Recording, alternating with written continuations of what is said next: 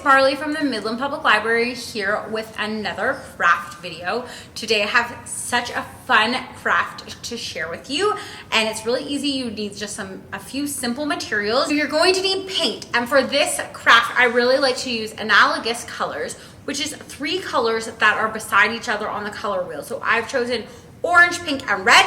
You'll also need some white and a few shades of green. Of course, you're going to use some paintbrushes. I also like to use some Q-tips, and I'll show you some techniques for using those. And then the star of the show, you're going to use an old CD, and today I'm using a piece of black construction paper. Okay, let's get started. So what you don't want to do is just paint your CD one color, and instead you want to create a lot of texture.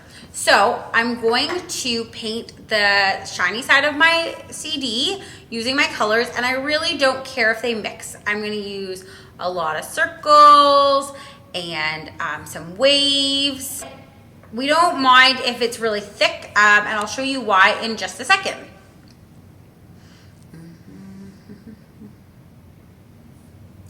What do you think? Do you know what this is going to be yet? Do you have any idea? It's a bit of a surprise. Okay. And you can also use some white. I like to just take my Q-tip and dip it into my white and then add some dots. And I can also use my Q-tips to take a little bit of some stuff away. So I can kind of clean some spots. And then I'm going to take this CD and I'm going to put it on my black piece of paper. And I'm going to squish it down. And you can always get 2 prints out of your CD. One is going to be your first print, and that's going to be pretty strong. And then your second one is going to be a bit of a ghost print. It's going to be a little more shadowy, but that's okay. So I'm going to keep doing that same technique, filling my CD with colors and textures and blobs, putting them down on my piece of paper until the whole thing is full.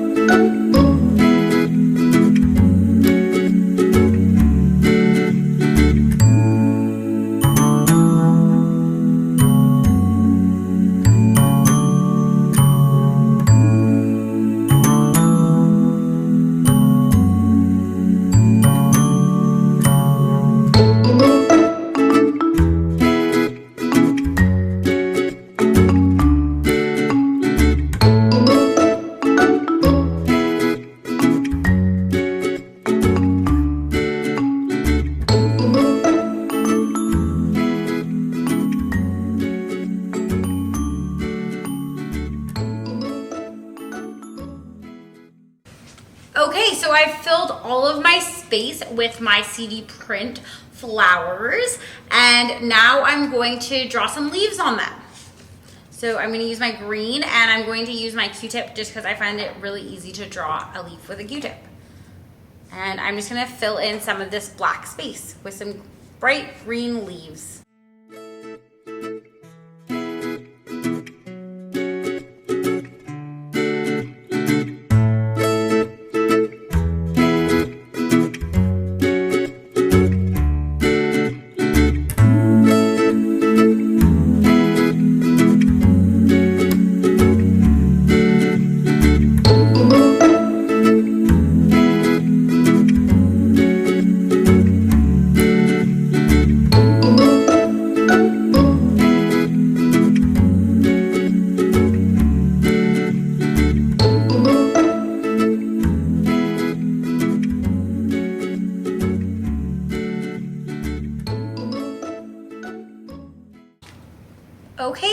it's all finished, and I'm going to show you a few of the other ones that I made a bit earlier to give you a few more ideas of what you can do with this project.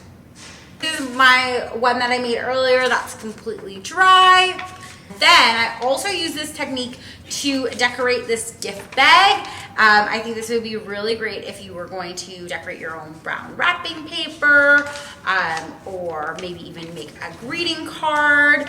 And I actually drew with Sharpie my leaves, and then I just painted them in. But you could also cut your leaves out of green construction paper and glue them on. That would look really cute and have a nice collage effect. Thanks for watching, everyone. I hope that you enjoyed this video. Bye.